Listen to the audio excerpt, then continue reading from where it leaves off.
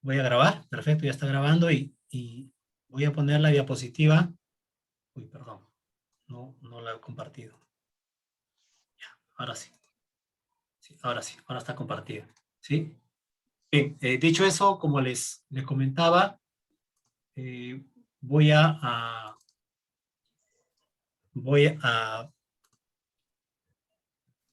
poner donde nos quedamos. Esto lo hicimos en un taller, lo hicimos un taller sobre la anemia, ¿no? Que a más tardar mañana les está llegando ya las notas finales. Lamentablemente comencé con turno mañana en vez de comenzar con turno noche. De ahí la disculpa del caso, pero ya mañana les está llegando la revisión también del trabajo que ustedes han enviado a través de sus, vamos a decirle, delegados de grupos, ¿sí? Ya, esto es lo que está pendiente, ¿sí? Yo quiero que esta parte de acá, chicos, ustedes lo pueden entender en la línea de lo que hemos hablado acerca del equilibrio hidroelectrolítico, ¿no? O sea, este equilibrio de agua y electrolitos dentro del cuerpo, sodio, potasio, cloro, bicarbonato, ¿no? O sea, dentro del cuerpo hay líquidos corporales y esos líquidos corporales tienen que estar en equilibrio, por lo tanto se habla del equilibrio hidroelectrolítico. Pero ese líquido tiene que tener un determinado pH, y el pH, que es un valor, ¿no?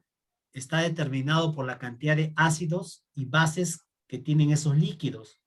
Entonces, lo ideal sería, si hemos aprendido a hablar del equilibrio hidroelectrolítico, es que también si queremos que el cuerpo esté funcionando de manera normal, este equilibrio ácido básico también esté en consonancia con el equilibrio hidroelectrolítico. Ese es un poco lo que vamos a aprender en estas diapositivas. Si yo quiero medir la longitud de un objeto, de repente voy a utilizar como medida el centímetro y el metro. Si quiero medir el peso de una persona, voy a utilizar como parámetro el kilogramo, ¿no? 60 kilos, 70 kilos, ¿no? Si yo quiero medir la temperatura de nuestro cuerpo, voy a utilizar el termómetro, ¿no? Entonces, para medir algún indicador, algún parámetro, yo tengo un instrumento y una unidad de medida. Instrumento y unidad de medida. Pero si yo quiero medir si un determinado líquido corporal, cuál es su cantidad de ácidos y bases, y saber si está en equilibrio, o si el líquido se encuentra muy ácido, o si el líquido se encuentra muy básico, entonces utilizo como parámetro, como indicador, el pH, que son el acrónimo del potencial de hidrogeniones. Por eso, en esta diapositiva, vamos a aprender un poquito, sin ir a mucho detalle, sobre el tema, pues, de este pH, ¿no? De esta escala de pH. Como ustedes ven, como ustedes pueden observar, acá pueden observar una escala de pH, ¿no? La escala de pH es una escala que va de 0 a 14. El punto medio se llama 7 y es neutro. Y lo que está en rojito, todo lo que cae en la línea roja es ácido. Y todo lo que cae en la línea azul es básico. Básico, algunos libros también van a encontrar con el término de alcalino, básico o alcalino. Entonces acá tengo la escala del pH, ¿no? Punto medio el 7, lo que es menos de 7 es ácido, y lo que es más de 7 es básico o alcalino. Entonces, en esta escala de pH, estimados estudiantes, ¿no? Se refleja la acidez o alcalinidad, si quieres también esto cámbialo por basicidad, de una solución que va en una escala que oscila entre 0 y 14. Ahora, esta escala se basa en la mayor concentración de iones hidrogeniones en una solución. ¿Sí? Voy a tratar de hacer un garabato.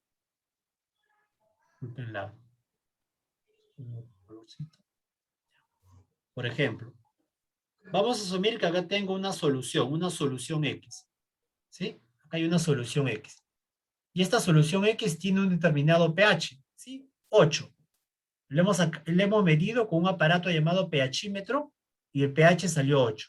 Entonces, en la escala del pH que te estoy enseñando, esta solución tiene un pH ácido o un pH básico. ¿Tú qué dirías? ¿Ácido o básico? Básico, profesor. Básico. Entonces, hasta ahí todos me han entendido. Básico. Perfecto. Si yo te pongo esto como pregunta en examen de admisión, como, perdón, como pregunta para que en el examen, entonces marque si este pH es ácido o básico. Entonces, todos van a marcar básico. ¿Sí? Hasta ahí me has entendido, me parece bien. Ahora, yo quiero que entiendas esta parte de acá, que te he dicho que esta escala se basa en la concentración de iones hidrogeniones.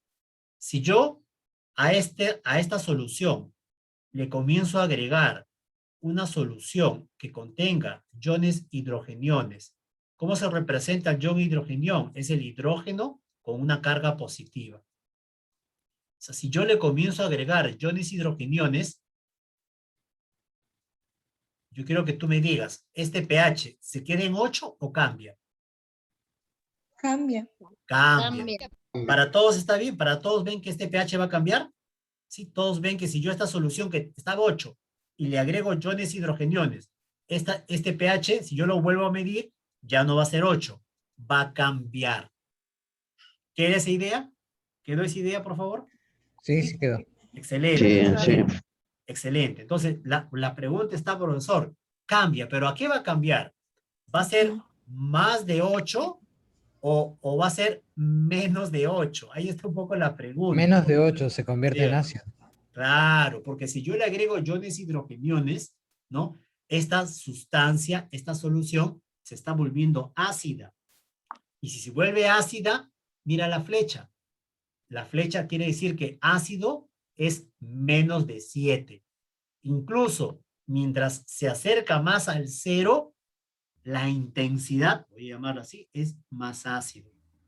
Entonces, alguien dirá, profesor, entonces si usted le agrega iones hidrogeniones, entonces el pH de repente ya no va a ser 7, ya no va a ser 8.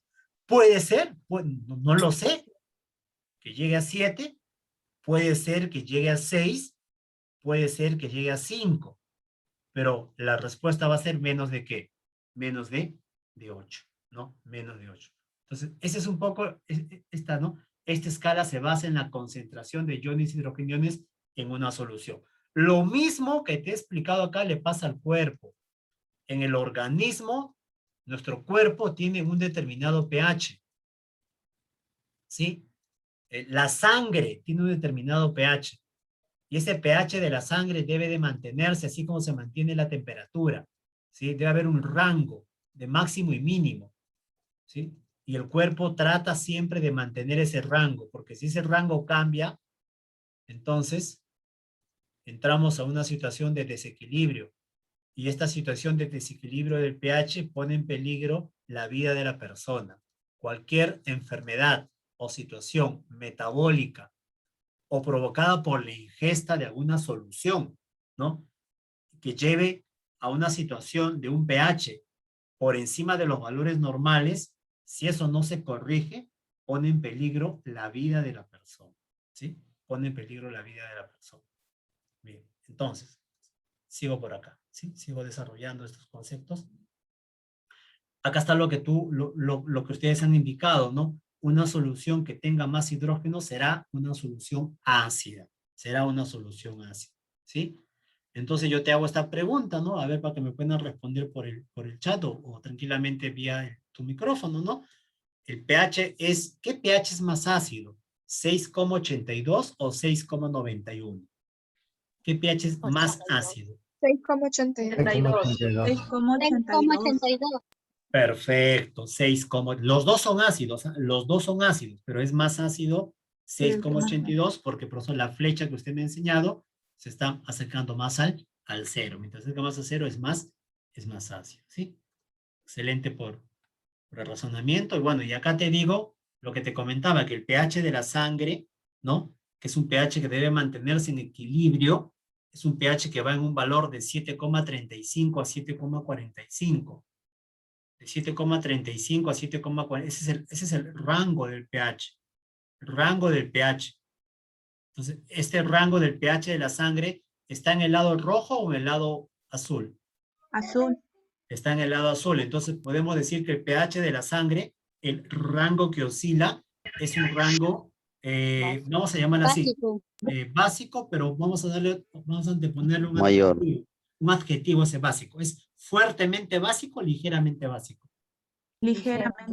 Ligeramente. Ligeramente básico, no es ligeramente básico, ¿sí o no? Allí tiene que estar, o sea, este es como el velocímetro, y ese velocímetro tiene que mantenerse entre 7.35 a 7.45.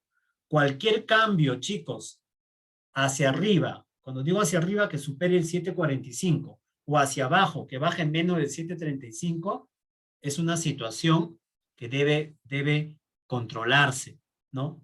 El cuerpo lo trata de hacer, o si no hay que ayudarlo, porque si esa situación se mantiene fuera de los rangos normales, pone en peligro la vida de la persona, ¿sí? Pone en peligro la vida de la persona. Entonces, este gráfico un poco sintetiza lo que te comentaba, ¿no? Que en la sangre el pH normal es un pH que va de 7.35 a 7.45 en lo normal, pero si la flechita, mira, comienza a ir más de 7.45, entra en una situación del cuerpo llamado alcalosis. Tu cuerpo está en alcalosis. ¿Estás vivo? Sí, pero en alcalosis. Si ese alcalosis no se revierte a lo normal y tu pH supera los 8, por acá no se ve bien, pero yo te leo, dice muerte, ¿no? La persona se muere.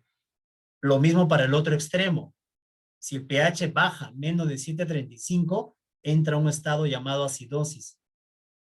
Si no sale de esa acidosis y esa acidosis sigue bajando y baja a 7.8, entonces entra en peligro de muerte. ¿Sí? Ahora, para que estos valores caminen dentro de lo normal, una ecuación que debe cumplirse en el cuerpo es que la concentración del ácido carbónico con la concentración del ion bicarbonato tiene que estar en una relación de 20 a 1. Un 1 es el ácido carbónico y un 20 es el ion bicarbonato. Es una proporción de como un 1 ácido carbónico como un 20 ion bicarbonato. O sea, mientras se genere esa relación de 1 a 20, entonces vamos a estar en este rango normal. Cuando esto cambie, ¿qué va a cambiar también? El pH. Profesor, ¿y por qué el pH debe cambiar? ¿Por qué debería cambiar? Hay enfermedades, trastornos que generan el cambio del pH. Incluso la misma alimentación. Nosotros nos alimentamos a veces con un grupo de alimentos y estos alimentos tienden a formar ácidos. O nos alimentamos con un tipo de alimentos que tienden a formar bases. ¿Sí? Entonces, si solo nos alimentamos con alimentos formadores de ácido, entonces eso también no ayuda. Si solo nos alimentamos con alimentos formadores de bases, eso tampoco ayuda, ¿no? A ver. Acá dice, el equilibrio ácido básico es esencial para la vida, ¿no?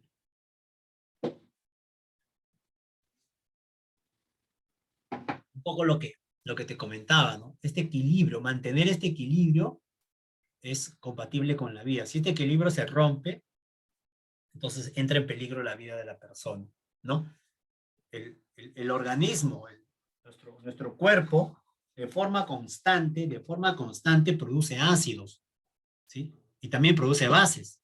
Solo que esa producción de ácidos y bases tiene que estar ¿en qué? En equilibrio, ¿sí? Por ejemplo, acá mira, este ejemplo te lo comenté en la primera clase, en el proceso llamado glucólisis, que es una vía metabólica, donde la glucosa se convierte a piruvato o llamado también ácido pirúvico. Mira, ácido pirúvico, este es un ácido. O sea, este proceso lleva al cuerpo a formar ácidos, ¿no?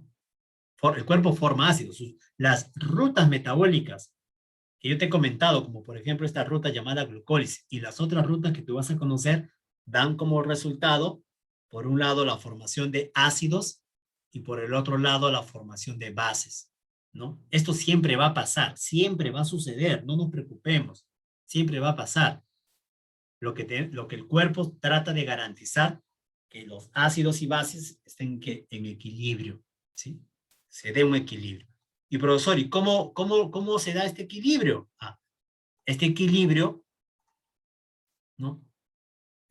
Bueno, esto ya te comenté, el desequilibrio que pone en peligro. Este equilibrio se da a través de 3 mecanismos. Hay 3 mecanismos que garantizan este equilibrio. 2, tú lo vas a profundizar en tu clase en tu curso de fisiología que tú llevas, ¿sí? Creo que en el siguiente semestre, ¿sí? 2 lo vas a profundizar allí. Ahora vamos a dar atención a uno de esos, perdón, a uno de esos 3 mecanismos, de los cuales 2 lo vas a profundizar, pero no por eso no quiere decir que yo no te hable de eso. Un mecanismo de estos 3 principales que mantienen el equilibrio son los sistemas amortiguadores. En la sangre, dentro de la célula y fuera de la célula, hay sustancias, moléculas que funcionan como amortiguador, un amortiguador. A esto le llaman también los sistemas buffer, amortiguador o sistema buffer, ¿sí o no? En el carro, ¿para qué? En la bicicleta, en la motocicleta, ¿para qué utilizan los amortiguadores? Para reducir ¿qué cosa? ¿Qué reduce un amortiguador? Por mecánica. Golpes, El golpes. golpe. Claro, reduce el Golpes. golpe, ¿no? Ese bache, ese golpe sin el amortiguador sería bien intenso, ¿no? Entonces, este Chocaría. amortiguador y daña, ¿no? Y daña la carrocería del carro, no sé, la bicicleta, la moto. Entonces, este amortiguador, sobre todo cuando se ve la situación del bache, ¿no? Esto funciona más en el bache que un piso plano, ¿no? Entonces, cuando en el cuerpo hay una situación que trate de alterar el equilibrio del pH, de los ácidos y de las sustancias básicas, aquí entran los amortiguadores para ayudar y que no se rompa ese equilibrio. Esto es lo que yo te voy a enseñar un poquito ahora, los amortiguadores. Pero también funcionan los pulmones. A través de la ventilación pulmonar, el cuerpo elimina ácidos. Y esa es una forma de evitar un exceso de acidez en el cuerpo. Si el cuerpo tiene muchos ácidos, entonces, profesor, incrementamos la ventilación. Si el cuerpo tiene menos ácidos, reducimos la ventilación. Es una forma, la respiración y el ritmo de la respiración obedece pues a este mecanismo, ¿no? De o expulsar más ácidos o expulsar menos ácidos, ¿no? Por eso pues algún problema con los pulmones, una neumonía que está asociada bastante en este contexto al tema del COVID, ¿no?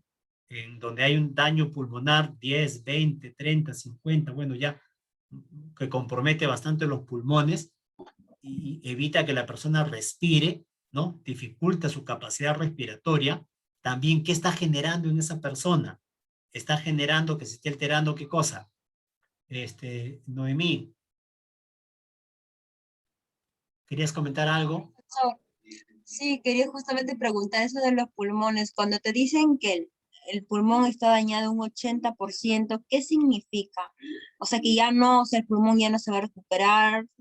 ¿Qué significa, profesor? O sea, Ya. cuando usted habla de la acidez, que había mucha acidez. Ya, no.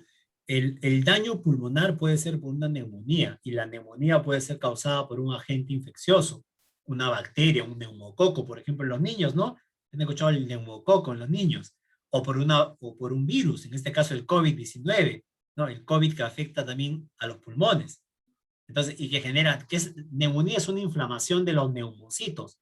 ¿Qué son los neumocitos? Las células que están a nivel de los pulmones que hacen el intercambio gaseoso, que tú puedas capturar el oxígeno y eliminar el CO2. En una neumonía, ese proceso de intercambio gaseoso está reducido, ¿no? Debido al compromiso pulmonar, que puede ser pues un 10, 20%. Por eso la capacidad de saturación de oxígeno, que es una forma de medir, en la persona está disminuida, ¿no? Ahora, ¿cómo esa capacidad la podemos, la persona puede restablecerla? ¿No? Si es una neumonía, si es un cuadro agudo, tiene reversión. Claro que tiene reversión. Es controlar la neumonía, ¿no? La medicación está orientada pues a controlar la neumonía. Yo controlo la neumonía, ¿no? Entonces voy a hacer que esta persona respire mejor, ¿sí o no? Tenga una mejor capacidad respiratoria y no necesite de repente una ventilación pulmonar, ¿no? O una ventilación asistida, una cama UCI, lo que tú conoces, ¿no? Entonces, cuando se generan los cuadros de neumonía, se reduce esta capacidad de intercambio gaseoso, que tú captures oxígeno y que tú elimines el CO2, ¿no? Y si tú te quedas La clase pasada ya te expliqué que tú necesitas oxígeno. Bueno, tus células necesitan oxígeno para producir ATP, pero también tus células producen CO2. Y ese CO2, si se queda en tu cuerpo, no se queda como CO2. O sea, cuando lo botamos es CO2, pero dentro del cuerpo no es CO2, es un ácido. Perdón, profesor, sí, ese CO2 se produce como CO2 y se elimina como CO2. Pero cuando se transporta en la sangre, ese CO2 no es CO2, es un ácido.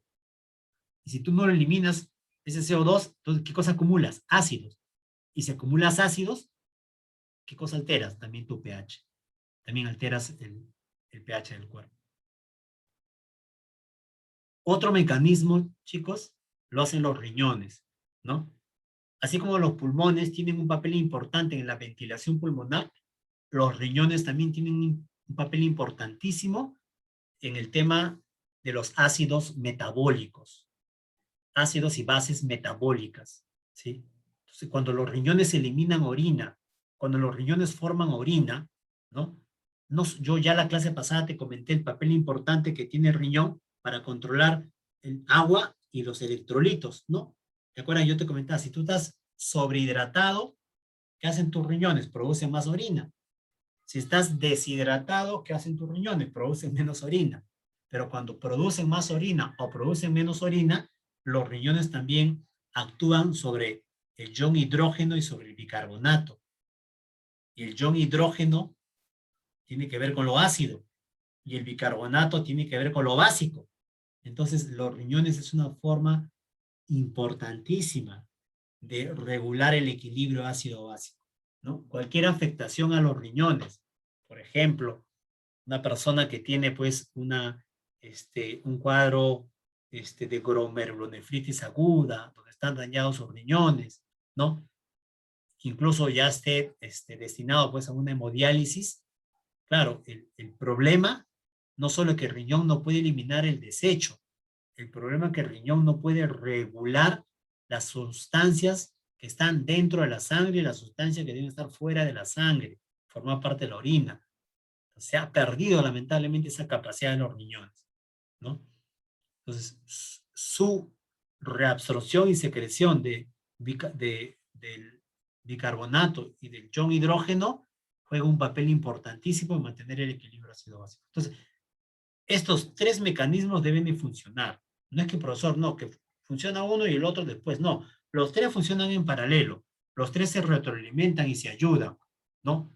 Uno necesita del otro, ¿sí o no? ¿Sí? Los tres son importantísimos. ¿Para qué? Para mantener el equilibrio ácido-básico, ¿sí? Entonces, yo voy a profundizar un poco con los bicarbonatos, perdón, los amortiguadores, el sistema amortiguador, ¿no? Entonces, ¿cómo funciona un sistema amortiguador? Claro, el problema tenemos que deshacernos de los ácidos fuertes, ¿no? Porque en el cuerpo, producto del metabolismo, hay ácidos fuertes y ácidos débiles. A mí me interesa deshacerme del fuerte, porque el fuerte es el que puede cambiar el pH, alterar el pH. Entonces, ¿cómo funciona un amortiguador? Es una sustancia, ¿no? Que se une a iones hidrógenos. ¿Sí o no? Y tú ya sabes que mientras hayan iones hidrógenos, el pH se altera. ¿Sí o no? Entonces, este amortiguador, ¿no? Se une a los iones hidrógenos. Tiene esa capacidad. Y producto de unirse a los iones hidrógenos, este amortiguador se convierte en un ácido débil. Y este ácido débil, como es débil, entonces yo puedo tener otras formas de eliminarlo, que ya no causen de repente el peligro, ¿no? Si fuese un ácido fuerte, ¿sí? Este proceso es un proceso reversible, donde el amortiguador se puede desunir de nuevo al hidrógeno, ¿sí o no? Es un proceso reversible. Entonces, los sistemas amortiguadores vienen a ser pues sistemas, ¿no? Encargados de mantener el pH en los medios biológicos, permitiendo con ello realización de funciones bioquímicas, fisiológicas en las células, en los órganos, en los tejidos. ¿Sí? Ahí está. Se llama amortiguador a toda sustancia capaz de unirse de manera reversible a los iones hidrógenos. ¿Sí? Ahí está. Entonces yo te voy a enseñar el principal sistema amortiguador que tenemos que es el sistema ácido carbónico bicarbonato. ¿Sí? Es uno de los más importantes en el líquido extracelular. Y no olvides que la sangre es parte del líquido extracelular. ¿Sí? Entonces, hemos comentado que el pH en la sangre tiene un rango, 7,35 y 7,45. Ese es el rango del pH de la sangre. Entonces, mira cómo funciona este amortiguador llamado ácido carbónico bicarbonato. Mira cómo funciona. Entonces, si en este momento nuestra sangre tiene este pH de 7,35 a 7,45, y si yo, por algún motivo, comienza a aparecer, ¿qué comienzan a aparecer? Iones hidrogeniones en la sangre, entonces la pregunta es simple. ¿El pH de la sangre cambia o no cambia? Sí. Cambia. Más de 7,35, menos de 7,35. Es 735 menos. Menos de 7,35. Entonces, ¿el cuerpo se puede permitir esta situación o el cuerpo tiene que actuar? El cuerpo tiene que actuar. ¿Cómo? Varios mecanismos. Acá te explico el amortiguador ácido carbónico bicarbonato. A ver, por ejemplo, el bicarbonato, mira, el bicarbonato presente también en la sangre, en una determinada concentración normal en la sangre, el bicarbonato comienza ¿qué? A unirse a los iones hidrógenos. Mira, el bicarbonato, esta es una reacción química, se une al hidrógeno, mira. Bicarbonato unido al hidrógeno. Este es un H, acá hay un H. Tú puedes completar esa reacción sin ningún problema, ¿no? De esta reacción, ¿qué se produce? El H2CO3. El H2CO3 ya no es bicarbonato, ya no es hidrógeno. ¿Qué cosa es? Ácido carbónico. Entonces, mira, en esta reacción, el amortiguador forma ácido carbónico. Y tú me dirás, profesor, pero ácido, el ácido es malo, ¿no? A que este ácido carbónico, por medio de la sangre, va a ser llevado ¿a dónde? Hasta los pulmones, ¿sí? Y en los pulmones, a nivel de los alveolos, los alveolos es la zona donde se produce el intercambio gaseoso. El alveolo es como un globito que está formado por una célula llamada neumocitos, ¿no? Entonces, a nivel de los pulmones, hay una enzima llamada anhidrasa carbónica que convierte el ácido carbónico en agua y CO2. Agua y CO2. El agua no altera el pH y el CO2 que llega a los pulmones, ¿por dónde se va? Por la respiración. Por la respiración. Entonces, mira, de esta forma me estoy deshaciendo ¿de quién? Del ácido carbónico, convirtiéndolo en agua y en ¿qué? Y en CO y en CO2. Si por algún motivo esta persona tiene neumonía, si tiene neumonía, su capacidad respiratoria está afectada, se bloquea su capacidad respiratoria, tanto como para que ingrese oxígeno, como para que salga ¿qué cosa? CO2. Entonces, si el CO2 no sale, se queda acá, se queda como ¿qué? Como ácido carbónico. Y si se queda como ácido carbónico, entonces, ¿qué pasa con el pH de la sangre? El pH de la sangre se va a ver ácido. Claro, ácido. Entonces, mira, o sea, no solo bastó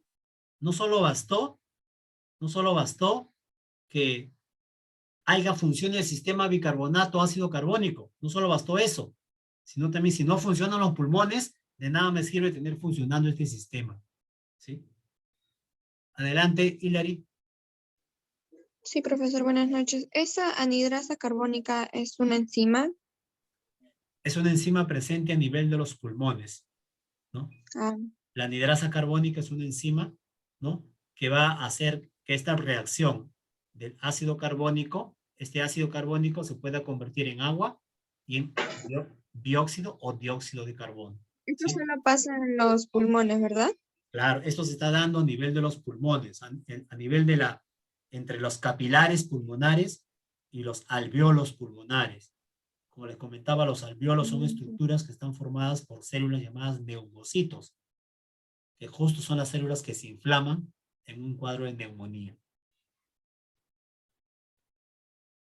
Entonces, dicho esto,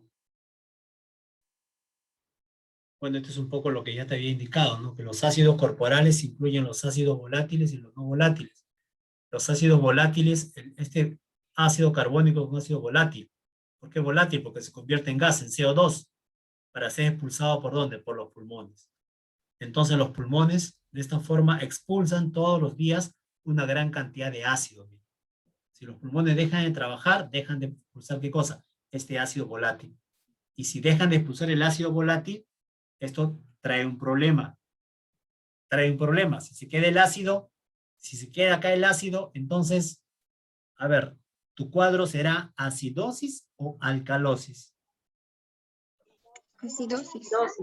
Acidosis, ¿no?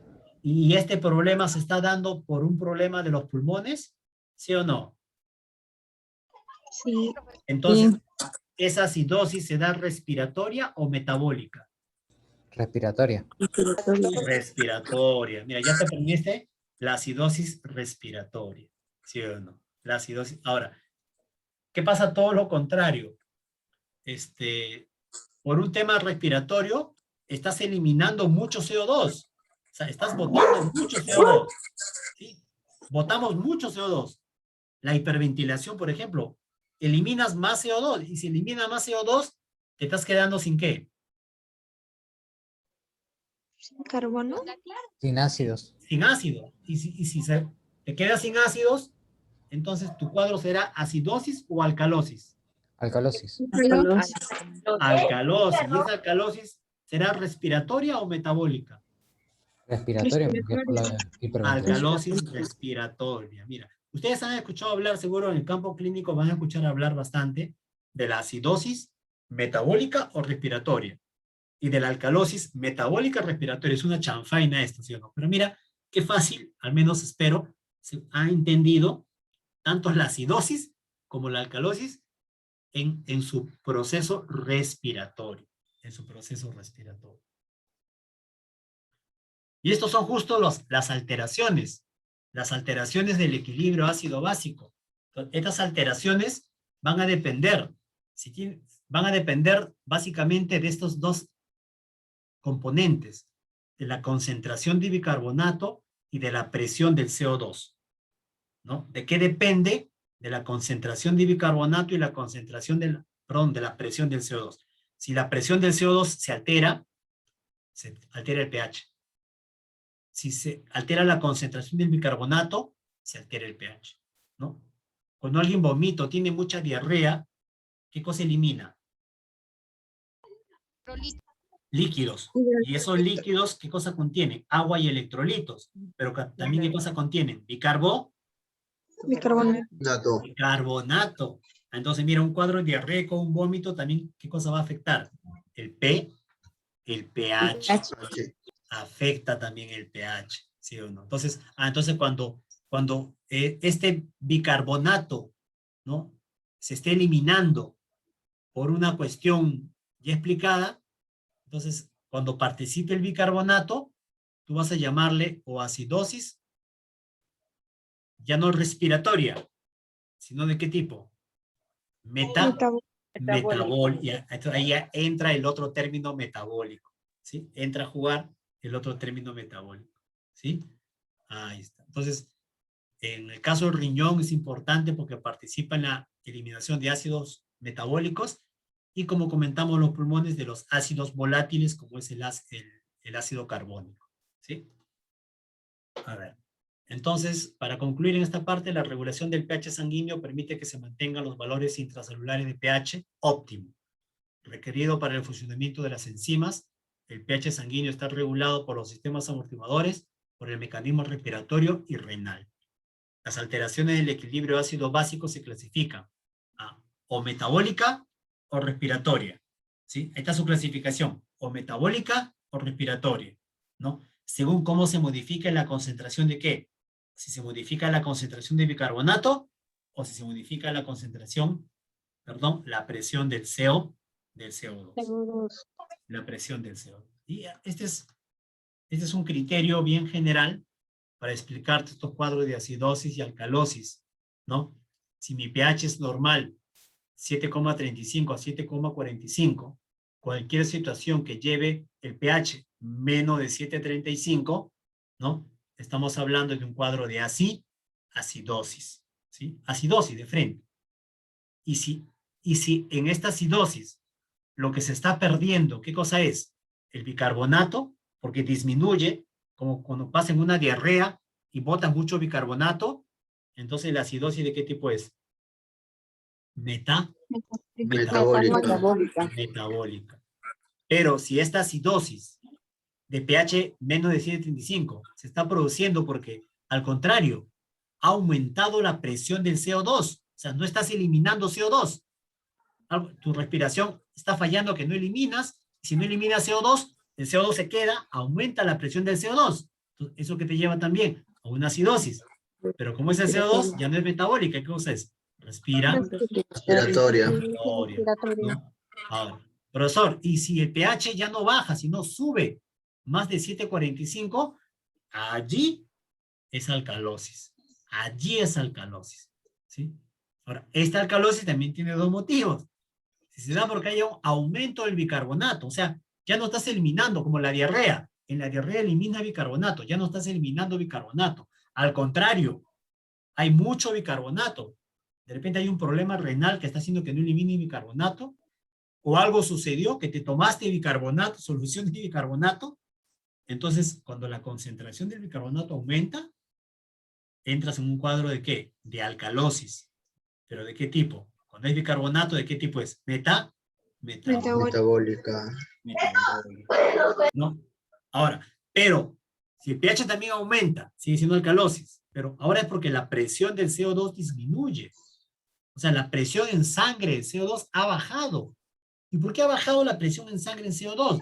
De repente estás hiperventilando y estás botando demasiado CO2, que baja tu presión.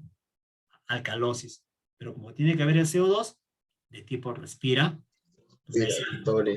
Entonces, de repente esa es la forma donde se ha entendido y se puede comprender, y hay que repasarlo de todas maneras, pero estos son cuadros que tú vas a ver en tu práctica clínica, ¿no? Incluso hay una lectura que van a leer todos, es una lectura de 3 hojas nada más, y sobre esa lectura vamos a hacer un cuestionario, un control de lectura, que va a estar abierto desde el día de viernes, sí, desde el viernes va a estar abierto, hasta el sábado. Tienes 2 días para animarte a llenar ese cuestionario. En cualquier momento ingresas, pero una vez que ingresas, solo tienes media hora para culminar ese cuestionario, ¿sí? Es sobre una lectura que te he dejado, ¿sí? Una lectura que te he dejado. ¿Perdón? ¿Hasta qué hora el sábado? No, cuando yo digo se abre el viernes, me refiero que se abre el viernes temprano, a las 8 de la mañana, y cuando digo se cierra el sábado a medianoche. O si quieren lo pongo para que se abra el sábado temprano y se cierre el domingo en la noche. Eso lo podemos conversar, no hay ningún problema. Ah, entiendo. Sí, depende de ustedes. Ustedes no, profesor, queremos que se abra mejor el Sábado sábado temprano y se cierra el domingo. temprano y se cierre el domingo a medianoche. Eso depende, ya, es conversado todavía, no hay problema. Sí, de esa manera, la lectura lo hacen pues el fin de semana, por llamarlo así, ¿no? Ya está. Bueno, ya para cerrar, para concluir, bueno, yo trato de que estos elementos que te estoy explicando, de alguna manera tú lo puedas ver cómo lo vas a valorar pues en tu práctica como futuro enfermero o enfermera, ¿no? ¿Cómo lo voy a ver, profesor? De repente tú no vas a sacarle la sangre a esta persona y eso lo vas a llevar al laboratorio para ver, y el laboratorio se encarga de procesar, ¿no? Ver si su pH es ácido o básico, eso lo va a hacer de repente el técnico, el tecnólogo médico, ¿no? Pero tú vas a apoyar en otros elementos. Un elemento, por ejemplo, cuando la persona está en acidosis metabólica, porque disminuye el bicarbonato, por ejemplo, como un cuadro diarreico, ¿no? Botó mucho bicarbonato con los líquidos. Entonces, lo primero que hay que hacer es valorar los signos vitales. Bueno, los signos vitales es un elemento central, creo que en todo lo vas a ver, ¿sí? Luego, canalizar una vena, porque si ha perdido bicarbonato, lo más probable es que tú el médico ordene ¿qué cosa? Una reposición de ¿qué? De bicarbonato, ¿sí o no? Entonces, para eso hay que tener una guía, ¿sí o no? Valorar además los gases, ¿no? La prueba de sangre es para ver cómo están sus gases en sangre. El nivel del potasio, porque es importante mirar su potasio acá, porque por lo general, ¿no? Los problemas de acidosis metabólica suelen ser acompañados también con algún problema de concentración del potasio. Administrar bicarbonato de sodio según indicación. Claro, como ha perdido bicarbonato, ha disminuido la cantidad de bicarbonatos en el cuerpo, él necesita bicarbonatos. Entonces hay que administrarle según ya las necesidades y cantidades bicarbonato de sodio. Controlar la glicemia. ¿Qué cosa es glicemia? Glucosa en sangre. En pacientes diabéticos para evitar detectar alguna descompensación. Entonces, estos son algunas, son más acciones, pero de repente he puesto en grado de importancia, en tener en consideración, en cuidados de enfermería, cuando hay una acidosis metabólica. Pero profesor, si la acidosis ya no es metabólica, sino tiene que ver con el CO2, y cuando tiene que ver con el CO2 ya no se llama metabólica, ¿cómo se llama? Acidosis respiratoria. Porque está aumentando, ha aumentado la presión del CO2, ¿no? ¿Por qué ha aumentado la presión? O sea, cuando yo digo aumenta en su sangre la presión del CO2, es porque no puede eliminar el CO2, ¿sí o no? No puede eliminar, hay algo que está evitando, de repente tiene problemas respiratorios. Entonces, lo primero es valorar su función respiratoria, mantener las vías aéreas permeables, canalizar alguna vena para si hay que administrar alguna solución, valorar también los gases en sangre, valorar la presencia de algunas alteraciones neurológicas, cefalea, visión borrosa, euforia, delirio, somnolencia, valorar la función cardiovascular, colocar al paciente en posición semisentado para mejorar su función respiratoria, administrar oxígeno por la concentración determinada cuando hay también un nivel de disminución de oxígeno en sangre. Son algunas de las acciones. Melissa, ¿querías consultar algo? Profesor, sí, una consulta. Cuando hay acidosis respiratoria, otra manera de ayudar a expulsar, digamos, ¿no? Porque tengo un caso de un familiar así, tal cual como usted lo explica, el motivo por lo que me dijeron, ¿no? Cuando te llaman por los casos de COVID, que mi paciente se ha vuelto ácido. Así me dijeron que se ha vuelto su sangre o que tiene una acidosis, ¿no? En la cual ahora, conforme usted lo explica, me estoy dando cuenta y realizaron lo que me indicó el médico, es que ellos tenían que colocar oxígeno a cantidad y quitárselo de la misma manera. ¿Para qué? Para que el paciente en su desesperación, me dijo, tiene que respirar por sí solo, volver a respirar y eliminar ese CO2 que tiene, que no podía eliminar del pulmón, ¿no? Entonces la consulta es que si poniéndole el oxígeno, bueno, una terapia que hacía el médico, lo que él me indica, ¿no? Que de milagro se salvó mi familiar, ¿no? Podría generar eso, o sea, a poner el oxígeno, generar y quitárselo, ¿puede volver el paciente al esfuerzo reaccionar? ¿O se pudo haber quedado ahí? No. Ya, sí. Cuando yo digo, cuando ponemos acá como parte de los cuidados, la administración de oxígeno, ya, es que en el tema del COVID, de repente, podría ser yo mucho más específico si hubiese puesto acá cuidados de enfermería en un paciente con COVID que está enfrentando la acidosis respiratoria. Entonces, ahí sí tendría que irme cuestiones más particulares. Muchos aspectos del COVID y de la forma como se están tratando lo estamos aprendiendo, ¿no?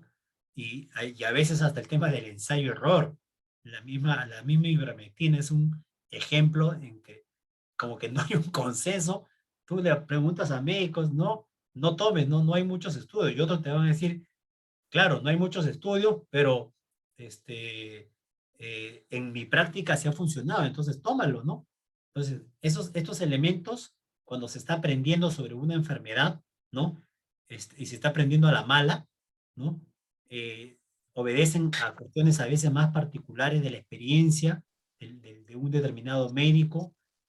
Yo siempre les digo a los chicos, por favor, cuando van a tratar a un paciente, una persona, por favor, la experiencia de la persona que haya tratado a otra persona es fundamental, ¿no? No alguien que está comenzando de cero, ¿no? El un neumólogo o un médico internista, incentivista, son los que de alguna manera están más de cerca con toda esta patología, y puede ser que este elemento que te recomendó el médico, de administrar por ciertos momentos oxígeno para forzar, para que la persona en sí pueda reaccionar. ¿Por qué? Porque el problema es que hay el Tenía que CO2. eliminar. El problema es el Ajá. CO2. Mientras él siga quedándose con su CO2, no va a solucionar el problema. No va a solucionar el problema. Mm. Lo que yo tengo que hacer, por acá dice, mira, tengo que hacer que respire mejor. Por eso el tema de la colocación del paciente, ¿sí o no? ¿Cómo lo coloco para que él respire mejor? Si tiene prendas ajustadas para que respire mejor, ¿sí o no? Entonces, si hay esta cuestión particular en este paciente con COVID, de administrarle por ciertos momentos oxígeno, para que eso genere en su cuerpo una reacción, y producto de esa reacción libere mejor las vías respiratorias, ¿no? Todo lo que libere, por eso que dice, mantener las vías respiratorias permeables. Entonces, en la experiencia del médico, mira, si tú le administras una cantidad de oxígeno por un momento dado, y luego le cortas, vas a lograr esto, mantener las vías aéreas permeables, ¿no? Ya son cuestiones más particulares, ¿no? Que de repente si pondríamos acá, ¿cómo voy a accionar frente a una cuestión concreta de lo que estamos viendo? ¿Cómo sería? Creo que muy interesante. Yo les he hecho, antes de darle la palabra a Hilary, yo les he puesto cuando vamos a ver glucosa, les he puesto artículos que tienen que ver con la glucosa y el COVID. De repente que están más, a ver cómo es la diabetes con el COVID, cómo se comporta un diabético con COVID, ¿no? Porque ahora no solo estamos viendo los diabéticos, sino diabéticos que están enfrentando el COVID, que es el contexto actual, simplemente para hacer una lectura más, un artículo más actual, pero me pareció interesante para ponerlo acá como ejemplo, ¿no? Como ejemplo, una situación mucho más real de la que comentas, de la situación que tienen los pacientes que están haciendo cuadro de acidosis, ¿no? Porque su problema es respiratorio, ¿no? Su gran problema es la respiración. Hilary, perdón, te corté. Adelante. Sí, ¿qué significa, profesor, hiposemia? Hipoxemia es cuando disminuye la concentración de oxígeno en sangre, ¿no? Es que el problema está que cuando tú disminuyes tu función respiratoria, no solo te estás quedando con el CO2, sino que no está llegando, ¿qué cosa? ¿Oxígeno? Oxígeno, ¿sí o no? O sea, no solo es un tema, pues, de que el CO2 no se va, ¿no? Porque la respiración normal, ¿qué cosa es? Entrada de oxígeno y salida de ¿qué? De CO2. Pero cuando hay un bloqueo respiratorio, es como los carros que van hacia el norte y hacia el sur, los dos están comprometidos, ¿no? O sea, no solo hay que hacer, si yo le administro oxígeno, pero tengo que ver cómo bota también el CO2, ¿no? Cómo el bota el CO2. Entonces, la administración de oxígeno está orientada básicamente a ese tema, ¿no? El tema de que producto de su bloqueo también está teniendo hipoxia. Ahora, ¿cómo tú ves la hipoxia? Bueno, yo creo que ahorita el mejor termómetro, indicador para mirar sus niveles de oxígeno en sangre es a través, pues, de la saturación del oxígeno, ¿no? Entonces, similar a lo que te he explicado, también vamos al otro extremo, ¿no? De los cuidados de enfermería, pero ahora en las otras situaciones, ya no acidosis, sino en situaciones de alcalosis. Vamos a comenzar cuando aumenta el bicarbonato, incrementó el bicarbonato, entonces es una acidosis metabólica, ¿no? Valorar la función respiratoria y los gases en sangre, ¿no? Sí, porque si aumentó el bicarbonato, ¿no? Si hay un aumento de bicarbonato, ¿no? Entonces, el tema respiratorio puede ayudar también a este equilibrio ácido-básico. Valorar la aparición de calambres, espasmos, canalizar vena para administrar soluciones o medicamentos de urgencia, ¿no? Administrar cloruro de potasio según indicación para reponer las pérdidas. Medir la presión venosa central permite identificar presencia de hipovolemia, es cuando hay una disminución de volumen en sangre. Disminuye el volumen en sangre, ¿no? Claro, un cuadro de pérdida de volumen de sangre orientado principalmente a una cuestión hídrica de agua, ¿no? ¿Qué puede generar? Puede generar que el bicarbonato que está en la sangre se concentre, generando el cuadro de acidosis metabólica. Administrar con precaución los diuréticos de acción potente. Los diuréticos, ¿qué cosa es? Diuréticos son sustancias que hacen que la persona elimine, ¿no? Forme más orina. Valorar la presencia y características de vómitos y diarreas. Monitorar la actividad cardíaca para detectar algunas arritmias, ¿no? Que en el caso de una alcalosis severa se puede presentar. Y en el tema respiratorio, todo está concentrado a la presión del CO2, cuando disminuye la presión del CO2, ¿no? Esto se da cuando hay cuadros donde la persona genera un mecanismo de hiperventilación. El mecanismo de hiperventilación hace que la persona elimine mucho CO2. Entonces, yo elimino demasiado CO2 por mi tipo de respiración, entonces disminuye la presión del CO2. Valorar la función respiratoria de los gases en sangre, canalizar una vena para administración de soluciones, valorar la ansiedad, trastorno, conducta, confusión, ¿no? Indicar al paciente que ventile en una bolsa de plástico para retener su CO2. Esta es una práctica común, vamos a llamarle casera, que se puede hacer, ¿no?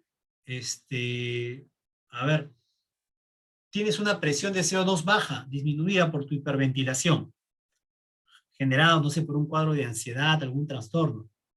Entonces, si tú te pones una bolsita, y en esa bolsita está tu misma respiración, y en esa bolsita comienzas a concentrar, ¿qué cosa? CO2. Y si comienzas a concentrar CO2 y cuando vuelves a respirar eso, ya no es el mismo aire que cuando estás sin bolsita.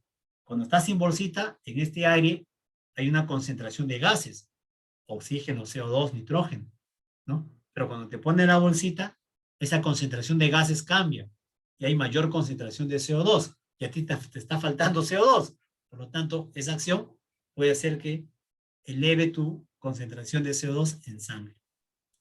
Sedantes, cuando hay ansiedad en las personas, y mirar el tema pues de los parámetros ventilatorios si hubiese una ventilación mecánica. ¿Sí? Adelante, Miguelito. Miguelito, adelante. Adelante. Una consulta, ¿el excesivo CO2 en el ser humano causa algún daño? Más que ahora que usamos nosotros la mascarilla si estamos cubiertos. Ah, ya. ¿Cuál es el peligro que yo pueda tener si estoy con la mascarilla y estoy respirando? No. Tendría que estar con, más que una mascarilla, pues un tapado, ¿no? ¿Sí? Este mecanismo, ¿no? Porque si te das cuenta, la mascarilla te está protegiendo frente a ¿qué? Al ingreso del virus, ¿no? Pero no está impidiendo que tú inhales CO2 o exhales CO2, ¿sí? Es por el tamaño que tienen estos gases tranquilamente, ¿no? No se van a bloquear por cual tú te pongas una mascarilla. Pero si te pones una bolsa así, porque la porosidad es diferente, ¿no? Pero la mascarilla no, la mascarilla sí permite el ingreso de estos gases, pero reduce, disminuye lo que viene a ser pues el tema del virus, ¿no? Ahora, que no es recomendable estar las 24 horas, eso sí, por eso no es que las personas están trabajando 24 horas, ¿no? No es recomendable, ¿no? Hay un tiempo que uno tiene que estar y luego viene pues un descanso, de todas maneras, ¿no? Araceli. Profesor, buenas noches. Disculpe, ¿podría explicarme nuevamente en qué caso se da el aumento de bicarbonato? Ah, ya. ¿Cómo se puede presentar el aumento del bicarbonato? Ya. Voy a tratar de hacerlo acá con una, ¿ya? Con un esquemita, ¿ya? A ver.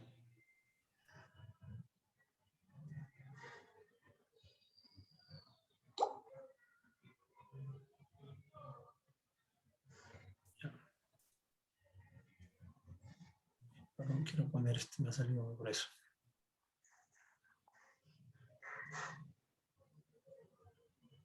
Ya. A ver. Haz de cuenta que estos son tus fluidos, ¿sí? Este es tu fluido, ¿no? ¿Sí? Nuestros líquidos corporales, ¿ya? Vamos a poner acá. Líquidos corporales. ¿Sí? Y en nuestros líquidos corporales tenemos agua, tenemos agua, porque el líquido corporal, cuando yo el líquido corporal sea líquido intracelular o extracelular, tenemos electrolitos, tenemos iones, pero también en los líquidos corporales está el bicarbonato. Está el bicarbonato. En una determinada concentración. Ahí está bicarbonato. ¿Sí o no? ¿Sí? Ahora, ¿qué pasaría si por algún motivo se reduce la cantidad de agua? ¿Sí? Se reduce la cantidad de agua. Esta cantidad de agua se reduce de los líquidos corporales. Si se reduce la cantidad de agua, yo te pregunto, ¿qué pasa con la cantidad de bicarbonato? ¿Aumenta o disminuye?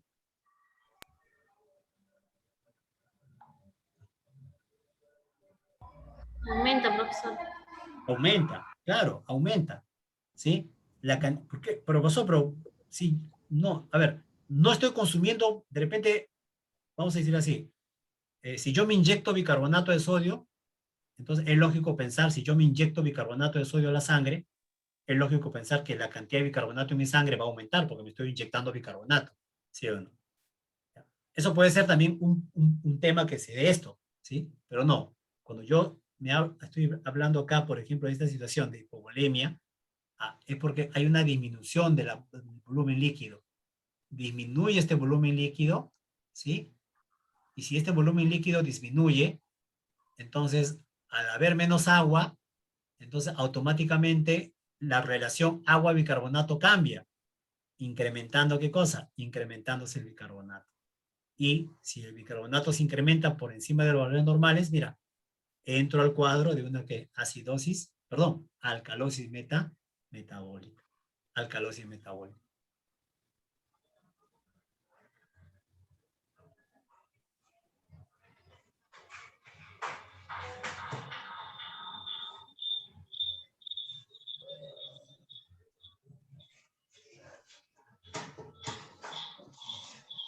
Ya está. Bien, bien chicos, esto es lo que yo quería, quería presentarles en esta última parte, ¿sí? Justo 8 y 5, son 8 y 5, voy a hacer la